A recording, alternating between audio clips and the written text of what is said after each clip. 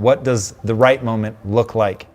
It looks like somebody who is emotionally receptive, where there's real warmth between you. Making sure that your sex life is high functioning is so important. If you don't have sex beforehand, especially if you don't discuss it, then you may end up in a relationship with someone that is maybe the antithesis of what sexually turns you on.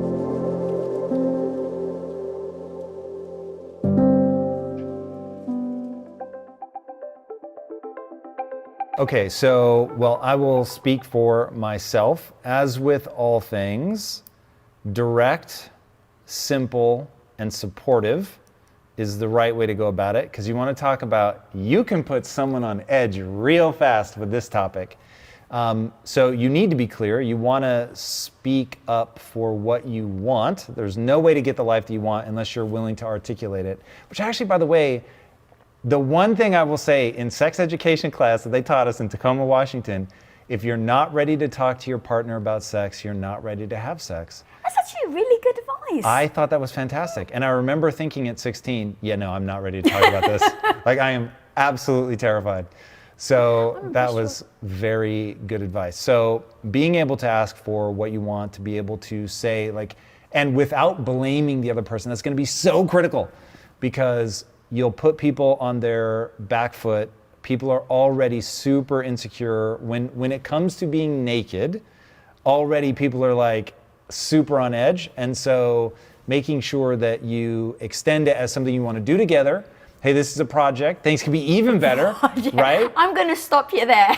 That's so interesting. That speaks to me. I love that. For all the men out there, please do not say to your woman, this is a project. This is something we can do together? Yes, that's great. But there's certain things women will want. Romance, they'll want fluffy language. Ooh, yes. Yes. So in fact, because this is the talk about. Are you saying that we shouldn't talk about it unless we're in a romantic space?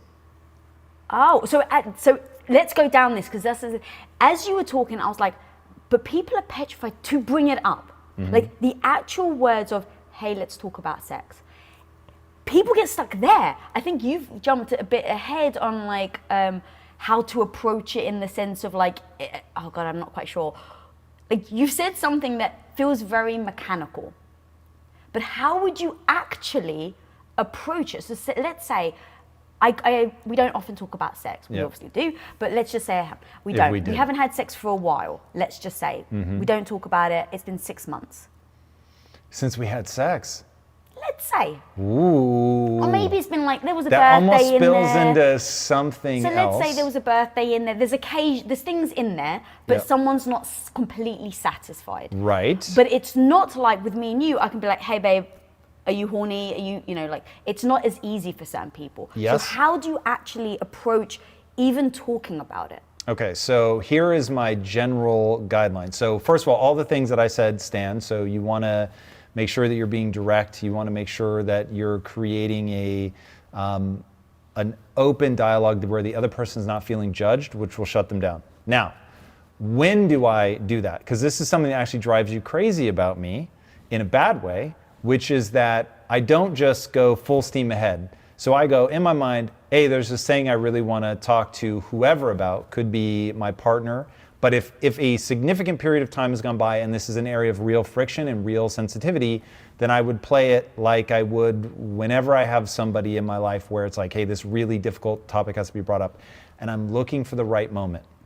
Now, what does it mean to look for the right moment? What does the right moment look like?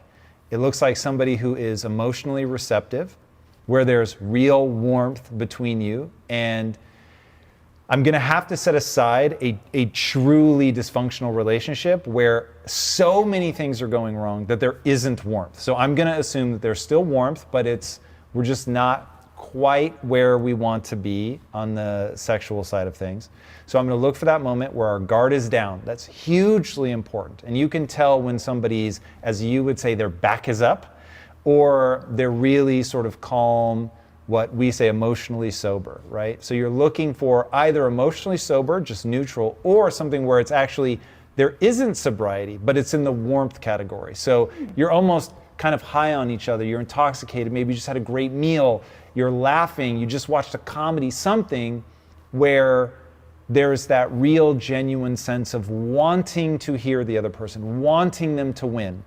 And when you sense that moment, that's when you can bring it up. And I'm always looking for something that does a bit of the work for me. So, as I was saying, maybe you just watched a comedy, right? And in the comedy, it comes up. They bring it up or something. And then it's like you use that as your in. And that's something that we've used historically before we had the tools. Our, of course, most famous story is we got in a huge fight and then went to see the movie Rush Hour 2. And coming out of that movie, we'd laughed so hard and we were in such a good mood. And we went from, kind of sitting like this to holding hands. In the movie theater, we were pissed with each other. 100%. And then you can feel the ice thaw, you're holding hands. And then in that moment where you're both sort of laughing and giggling about how silly that was, and I can't believe how upset we were. And so you look for a moment where you can be like, oh my God, I can't believe I'm having so much trouble bringing this up. This is so crazy because you're so amazing in so many ways. And it's probably something I'm doing. So this is me in real time realizing what I would do. So I would take it on myself and say, I'm doing something to create this, and I need your help to get on the other side of it. So I'm looking for that moment where there's warmth between us. I'm ideally finding a moment where something else sort of brought up that topic or a tangential topic, like it could be directly brought up sex or brought up things I find difficult to talk about, so that I can segue and be like, and speaking of another thing I find difficult to bring up. And so those two things, coupled with making sure that I'm bringing it on myself, looking for the things I've done to put us in this situation, not pointing the finger at the other person, not doing anything that will make them feel blamed or judged, trying to avoid all of their insecurities, and then just asking for help. And I think by framing it as, I need your help on this thing, that combination makes people receptive. That was really good. And I'd like to add to that.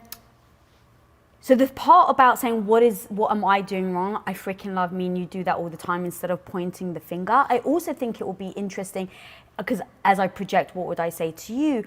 I think I would come to you and be like, look, maybe not in these words, but in that moment, we're either laughing or something. It's like, look, I really want to be an amazing wife to you. And in fact, didn't I even do this a couple of weeks ago? I said, what thing am I not doing that you wish that I was still doing, or something like that? You have asked that question specifically, which is one of the most powerful questions ever asked in our marriage.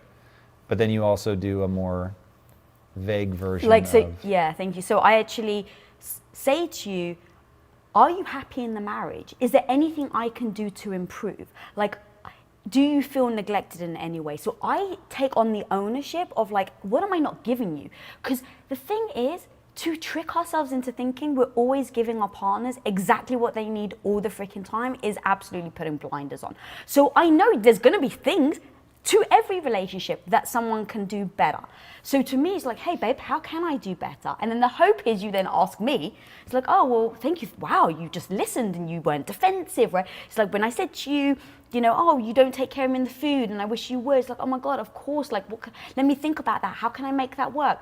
You see that I'm receptive to the criticism isn't the right word, to the improvements I want to make. And then you hope in reverse to then allow space to say the same thing to you. And because you've been receptive to all the things that you should do better, then hopefully that person does as well. What if I don't reciprocate? What if I don't even think to ask? I'm so just amazed. I'm like, oh my God, what a beautiful gift you've given me. Thank you for asking that. Good night.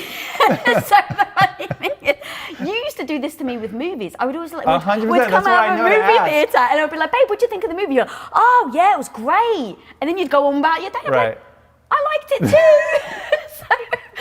So the funny thing is, I know you and I know it's part of your characteristics, so I actually wouldn't take it personally. I would be then like, oh, actually, so then for me, I'd love to also say the things that you could potentially do to improve on our relationship. Let me tell you, that gets real dangerous real fast.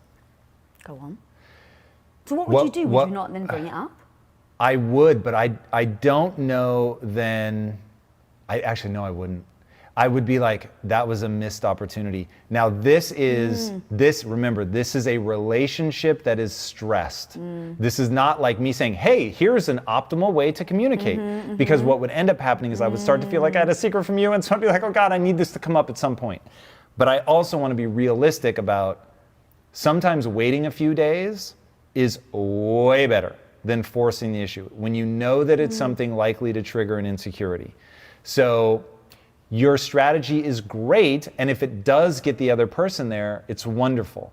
But the second you're like, and now let me tell you things you're doing wrong, the framing is now, you have done this. Yeah. This is a problem. Or, you're setting somebody up in a risky position unless they volunteer. So if you've elicited the reciprocation, it works wonderfully. But if you don't, now it gets tough because you're putting it on them as something that they're... I'm more likely to eat the marshmallow than you are. I'm less patient. You're really aggressive with stuff like this, to your detriment. Yeah, so and no, look, me and you definitely figure out our communication. So you're right. I probably should have in that situation wait a few days. So I'm glad that you actually said that out loud. One other thing though that I would really do is tie the emotion to it. So for instance, and you know that I've said this many times before, when we first got married, I was around a lot of women who had been married for a long time, they'd had kids, and all I would hear is the women moan and complain about the fact the guy doesn't bring him flowers, he's not romantic, and then in the same breath being like, yeah, I gotta give it up because it's his birthday. And I'm like, but isn't that the same, right? Needs, wants in a relationship, there shouldn't be judgment. If you want and need flowers, you have every right to. If you want romance, if you want and need sex, you should have every right to. And that's one thing me and you don't do, is judge each other for what we want. But going back to what I would say is, how does that then make me feel? I don't just say to you, babe, get me flowers. I'd be like, you know what would be so nice? Oh my God, it would make my day if you bought me roses. Like, babe, no pressure. But if you really want to know how to cheer me up, that's how you do it. Keys to the kingdom. So that's because people hearing you say that are going to be like, that's horrendous. Wow. That is so unromantic. Right, why'd you have to ask? Because... I shouldn't have to tell him. He should know me. Right, and I used to be like that. He should know me. You're not a freaking mind reader. Going back to, you said it earlier, do I want you to win? Do I want you to succeed in this relationship? Of course I want you to succeed in this relationship. So for me to test you and then wait to see if you succeed or not, to me isn't a partnership. It goes back to that tennis game that I love the analogy. It's like we're not on separate sides of the court. We aren't on the same side. You are next to me. This is a team of doubles and we're playing the game to win together. So to me, it absolutely is. You've got to freaking get over it. Get over it. You have to get over it. You have to be honest. But going back to, I would be honest with how it makes me feel. So it's not a demand. It's not a, oh my God, you're not good enough. It'd be like, oh my God. Or I'd say, you know, the last time you got me flowers, baby, you have no idea. I couldn't stop thinking about it. I wanted to jump your bones. Now look, I know you. I know about me saying you don't want to jump your bones. You'd be like, oh, really? Got to get her more flowers then, right? It's like, it's not manipulation. It is absolutely saying the words that I feel that are very true. I'd never lie to you. So I wouldn't trick you and pretend. We need a word, because people don't like manipulation. And because it's terrible. Yes. So let us use the word guidance. You're guiding me. I like it. You're guiding me in a direction of behavior that will benefit not only myself, but the relationship. And one should want to guide their partner, but guide them to success. But I want to be honest that it kind of sucks. It kind of sucks that you have to tell me that you want flowers, right? It would just be cooler if I could, maybe not mind read, but that I know you well enough that like, oh man, I just knew in this moment, right? That would be better. And so I want to let people know I hear you. I feel that pain. In a relationship, to get what you actually want, to have that long-term bond, to share decades and decades and decades of your life with somebody in a way that is fulfilling and joyful and amazing, you have to accept that they are a human that interprets the world differently than you do. And the only way for them to get where you need them is to guide them. And we're both doing it. And if it's done in the spirit of we're on the same side and we're playing this game to win together, and we're going to win together, we're going to lose together, then communication really becomes the key. And I mean, that's why the punchline of all relationship advice has already been said, has been said for decades and decades. I'm sure it's been said for thousands of years, that communication is key. Now, no one ever takes the time to articulate what they mean by communication. You actually have to say, in a way that can be heard, like your intention can be heard, the things that you need, that you want, and all of that. And to say it far more frequently and pointedly than you ever think you're going to have to say. And so if you have the framework that it's manipulation, or if you have the framework that they're dumb or they're not paying attention, it is just going to be gut-wrenching to have to guide them. But if you have it as, this is the person I love most in the world, and I'm guiding them to a treasure, and I know that they're also going to guide me to a treasure, then it becomes beautiful. And it's like, hey, I want to, just as you have done for me thousands of times, I want to take your hand and guide you to something that's going to be amazing for the both of us. And now, for the both of us, and that's such an inside joke, but I want people to know us. That is the key. Like when you're able to, which is literally why we call it giving the keys to the kingdom, to tell the person the thing that you need and want, without trying to hide it, without judging them, without making it their fault or anything. And then the real power is when the person says something and it triggers your insecurities and you can feel yourself getting defensive, to remember that it's your job to allow the person to take you by the hand, that they are taking you to a treasure. And you introduce such a beautiful concept to our marriage, which is, does this person love me? And if the answer is yes, then, hey, I know that there's no ill will. So whatever they're trying to do, I'm going to give them grace and understanding, and I'm going to be open and receptive. If the answer is no, then we have a much bigger problem than whatever it is that they're trying to lead me to. So the old joke used to be, so Sting, the singer, it's funny to think that some people don't know who that is now, he used to say that sex with his wife lasted 8 hours. And so people were like, oh my God, this is crazy. These guys have all this crazy tantric sex and they're having sex for 8 hours. And I remember thinking, Jesus, like that does not sound like fun. That is way too long.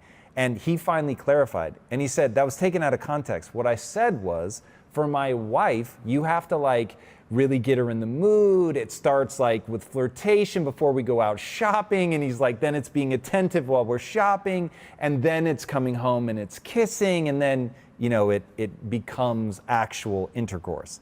And I thought, yeah, that makes sense. Like it's so different. I need a whisperer.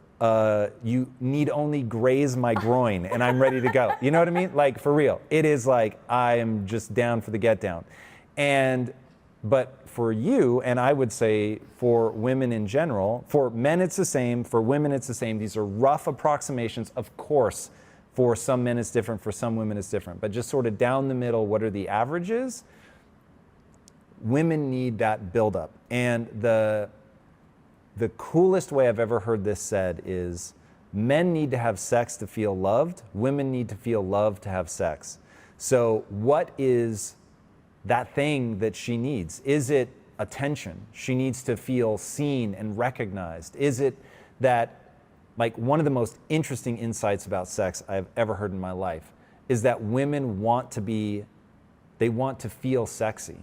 They want to be the center of sexual attention. And I was like, huh? Like that's so foreign as a guy. Like I can't tell you how stupid and unsexy it feels to me to try to pose or be sexy. Like you used to try to dress me up for Halloween and things that you thought were so cool. And I wanted to dress up as an inflatable samurai. Like or a sumo wrestler. Halloween for me is about funny. And you being sexy, yes, that I find really interesting. But me being sexy feels super weird. So it was like a really strange revelation to realize that you aren't dancing sexy or strip teasing devoid of pleasure for yourself and just trying to turn me on. You're doing it because it turns you on to turn me on. I was like, oh my God, like my mind was blown and I was just like, what? Like, I don't need that. Like it is awesome if you're like, oh my God, I'm so turned on by you. I love that. But I would get an erection either way. You know what I mean? If you're like, all right, we're doing it for you. Okay, cool. Like, thank you. You know what I mean? It's like. That's why when I was so sick and like, just I wasn't turned on sexually because I could barely, like I didn't think of myself as sexy. I was hurting, I was in pain, I was in agony all the time. I could barely stand up, my hair was falling out, I couldn't wear a bra. So it's like, it had nothing to do with you, the fact that I didn't want sex. It was the fact that I felt weak, in pain, and didn't feel sexy. Even when I wasn't in pain, I just didn't feel sexy. And so that didn't turn me on. You're 100% right. Yeah. It is really, so we're culturally going through something that I think is very confusing for people. And in the fight for equal opportunity and making sure that women can live whatever life they want and men can live whatever life they want, we have confused that with there is no hard wiring. And the reality is, as far as science can tell at this point, we're 50% hardwired and 50% malleable. So your life is more changeable than you could ever possibly imagine. And yet, and I was teaching a class on this, and I realized, can you imagine the level of chaos that there would be in the world if every human being was completely unmoored from any sort of like, this is what humans are like, or this is what a man is like, or this is what a woman is like. And it is entirely, no, I'm into electrical outlets and gravel. That's what turns me on, right? And you'd be like, what the fuck are you talking about? Like the amount of things that we take for granted that are just like, we don't find baboons attractive. That already, the fact that you're more attracted to other humans than you are to other animals, like that's hardwiring, right? So there is a level of gravitational pull that is necessary. Like life wouldn't exist if gravity were too much, at least not like we experience it now. If it were too much different in either direction, we would just evolve differently. So society has gravitational pull. The gravitational pull of society is the 50% of humans that are hardwired. Now, when you fail to recognize that there are just things that are true, that we have tendencies, that's the best way to think about it. They are not hard and fast, but they are so predictable in their direction that when you think there's none of that, then the world becomes a very confusing place. When you go that there are heuristics, there are general rules of thumb, there is directional information, then it becomes a lot more predictable because you don't say, oh, the world is just like me. You say, oh, okay, she falls into a different category on certain things, and when it comes to sexuality, she falls into the female bucket. Of course, it's a spectrum, and everybody's different, and people fall in sort of one area or the other, and I totally buy that there is like gender identity, and people can feel very differently about that. There's, of course, gay, straight, so all of this stuff is like these overlapping Venn diagrams. But there are averages. And so once you get into, statistically speaking, it's probably more like this. Like I would say that you are a very masculine woman in your energies and your tendencies, but it's still easier for me to understand you when I think of you as a woman. Now, I'll bring that all back around to the question because I saw the like eye movements there. It's like I'm a little confused. Yeah. Excellent. So you're going to push me on where you're confused. So bringing it back around to sex, recognizing as for her, right, because she's saying, I'm not even sure what to do. I would say once she's empowered with the idea that, hey, you're going to need rev up, like that's a real thing. And once she understands, oh, okay, it's not weird, it's not unusual, the odds are that as a woman, I'm going to need some sort of buildup. I'm going to need to feel loved. I'm going to need to feel trust. I'm going to need to feel safety. Okay, all things that play into a female orgasm in a way that they don't into a male orgasm. So there's already that disconnect. So then it's like, well, what communicates those things to you? Is it me doing the dishes? Is it me making sure that the kids are taken care of? Do you need to know that the kids are with somebody that you trust? Do you need to know that the kids couldn't possibly walk into the room? Is it a lock on the door? Right? There are all these interesting things. Once you realize, I'm going to need rev up, I'm going to need to feel loved, I need to feel trust, I need to feel secure. Now what makes me feel that? Mm-hmm. And that's going to help her because she's not trying to overcome all of this stuff. Like, I'm tempted to tell a very funny story right now, but I have a feeling it would just be another layer of complexity to this idea, so I'll keep it on the straight and narrow. I have a funny story now. So understanding what those things are for her, the positive cues that lead her into feeling sexy, candles, flowers, like aromas, relaxation, there's something, right? Identify those, make sure they happen so that by the time we get to the actual physical act of sex, you're ready. That was amazing. I confused you though at some point. Did I bring it all back around somehow? You did, 100%. You totally brought it around.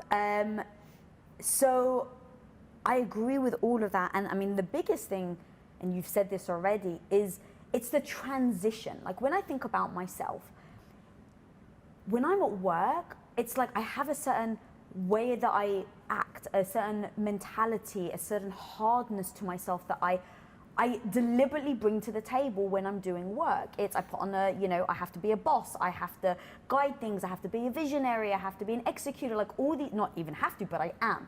So all of those take a certain amount of hardness to me. I cannot be a ball of mush. Like I have done that. That was my transition of going from a housewife to how the hell do I become a leader? And I've messed up so many which ways on that journey. But ultimately, it's showing up super confident, super strong, not being afraid to just go for it, try things, fall on your face, and all of that takes a certain amount of mindset, strength, ignoring my negativity. Lisa, what the hell are you doing? Like all of this stuff, I battle that on a daily. Now, when I'm with you, I want to feel soft. I want to cuddle in your arms. I want your arms to really encompass me. I want to feel protected by you. I really do. And I know in these day and age, people may hate that, but I don't fucking care. Like that's what makes me feel good with you. I like feeling protected by you. I choose that.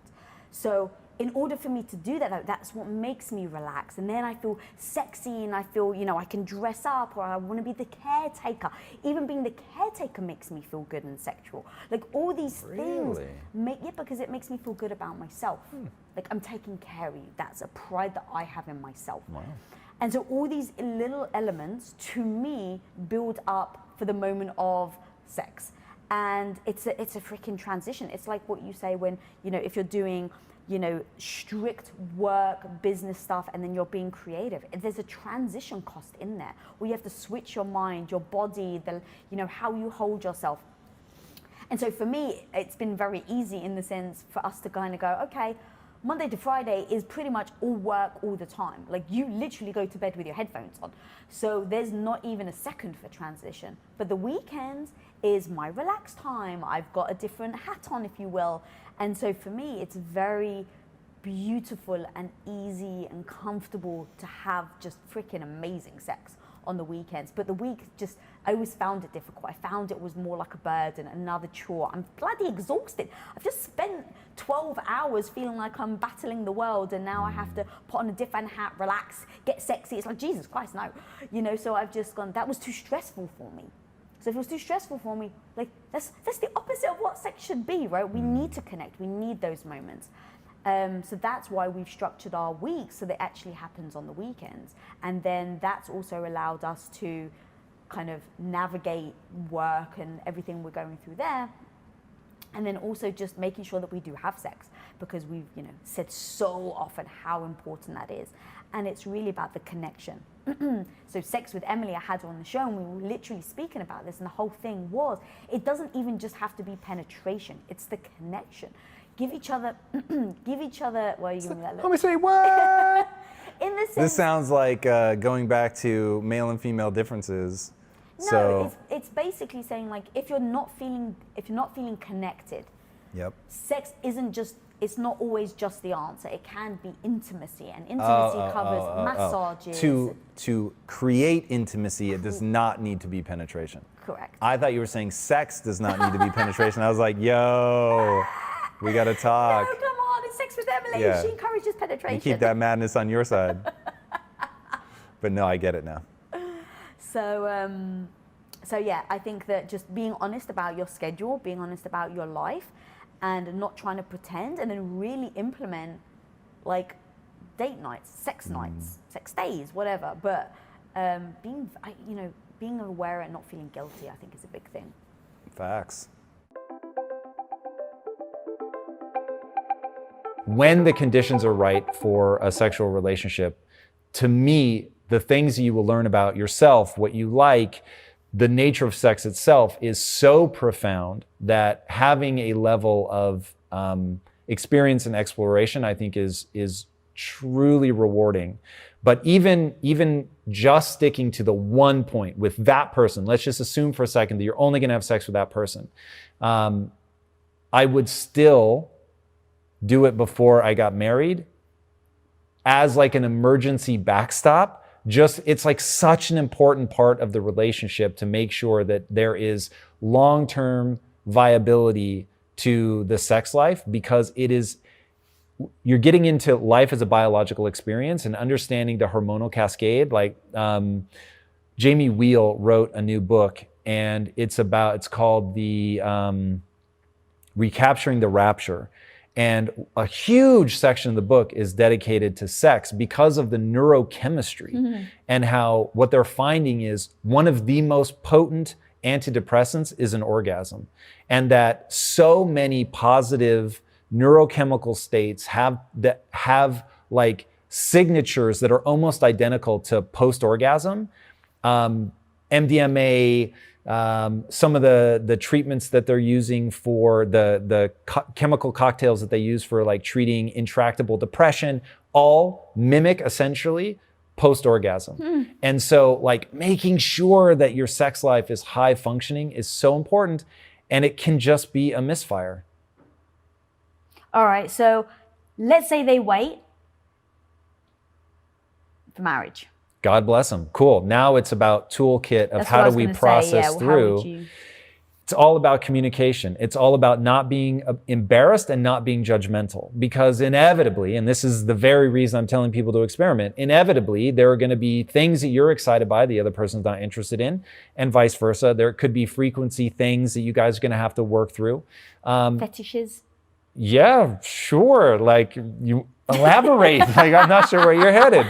Saying if someone's got a fetish, I think it's important to say that openly, to discuss now it. we're gonna get into like the whole fetishes are interesting, man. I don't know if this is where the episode's fetishes going, like at a 30,000 foot view are really fascinating. So I'm glad you're bringing this up, because to the point about like without judgment, figuring out what the other person is into, like fetishes are one of the few things that appear to be immutable, meaning something gets locked in when it's.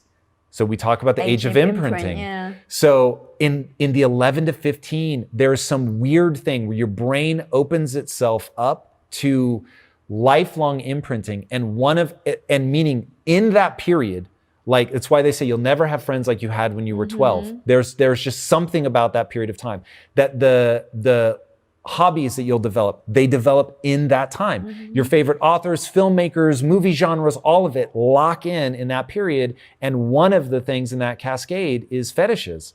And so there's this weird thing where the brain opens itself up to locking onto something, and then it stays.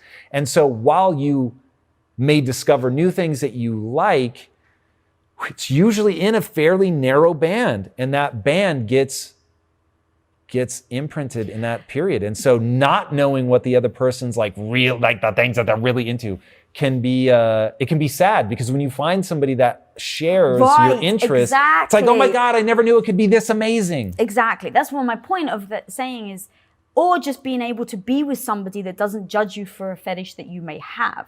And if you don't have sex beforehand, if you don't discuss it, especially, then you may end up in a relationship with someone that is maybe the antithesis of what sexually turns you on.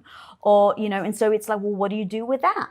So I just think like as an overall, it's not about like, yeah, get one in. It's about, like making sure that you are completely compatible, on the same page, aligned, very open beforehand.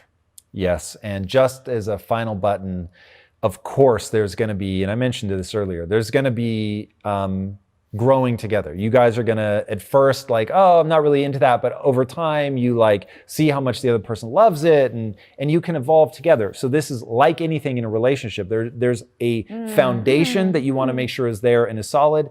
But then, of course, beyond that, it's going to be communication. It's going to be trying new things. It's going to be experimenting together. And without question, the greatest sexual journey I have been on has been with you. And so time to get, like, my number one value in a relationship is a shared existence. So hopefully people do not mistake that I am only interested in novelty. The thing that I've given my entire life to is the experiment of what happens when you stay with one person. That's your experiment? Why do you say it like Not that? sexy at all. That's interesting. To me, that is so powerful. It's so unromantic. I have to find better words to say it in a way that you hear what I mean, because what I mean is so like, it's like I've given my whole life to the idea of, like, through ups and downs, through sickness and health, through poverty, wealth, everything, all of it, to do it with one person is such an extraordinary journey. And that's way better. Just don't use the word experiment, because it feels clinical. And so everyone, Words matter. So I'm actually glad that we're talking about this. And you said earlier, like, people, like, this is actually how we talk. This is actually how we talk. You say a word, rubs me the wrong way, makes me feel a certain way, but I know you don't mean it, which is why I'm correcting you. I know exactly what you mean. But that's why I was like, hey, experiment doesn't work on me. It doesn't feel romantic. And I know Which you're now revealing your value system. Yeah. I don't need it to be romantic. Yeah. I need it to be powerful. Yeah. And so hearing that what you need in that moment obviously was an unmet need. I wouldn't have said it if it were Valentine's Day or our anniversary. Wouldn't be like, I'm so glad we're running this experiment. But at the same time, that really matters to me. And so while I'm understanding you and I could now steel man your position, it doesn't mean it changes the way that I feel. Like, that means something to me. It means a lot to me. And just as it's critical that I understand where you're coming from, it's important that you understand where I'm coming from and why the way that I have framed it matters to me. So if you're speaking to me and want to be understood, that you would need to have an equal understanding and respect for how I see it. But that's interesting though, because in your reframing of it, and I was like, oh, that's much better. Did you feel like I was changing the way that you see it? Yes. And when you said corrected, I was like, the hair on the back of my neck stood up. I was like, say what? So you helped me understand your position. And that really is super powerful. And in that, I want to make sure, because as I have said many times, communication is about what you say. It's about what the other person hears. And so I need to know how to get the emotional response so that you feel like, when I say that we're running this grand experiment, that you feel this sense of wonder and grandeur and like, oh my God. But I can't use those words because you won't feel what I feel. Yeah. So for me to get you to feel it, I need to understand what the trigger words are for that same neurochemical cascade. And then I can make sure that I get us on the same page. But it does mean something to me for you to also take the time to step in my shoes. Yeah, and I think that this is actually perfect in real time, that people can see how we work through things, because I totally hear what you're saying. It's because you've given me context of what you actually mean. Now I actually like the word experiment. And like, as you were talking, I was like, oh, instead of our anniversary, it'd be a happy experimental day. But like, that's how I can go from, hang on a minute, that actually is, I don't like that word. You've made it feel unromantic, to me hearing you out, to then you hearing me out, rewording it so that I can hear what you actually mean in my language. Right. And then me coming over to your side and going, okay, I actually hear what he's saying. I don't take it offensive. You can see now I'm laughing. So that's how we take something where, if I didn't have said anything, imagine time after time after time after time for the next 3 years, you keep calling our marriage an experiment. Yes, that's so powerful. Like in 3 years, I'd be like, I'm just a fucking experiment. Like, see, he doesn't love me. Oh my God, that's so good. That's so powerful.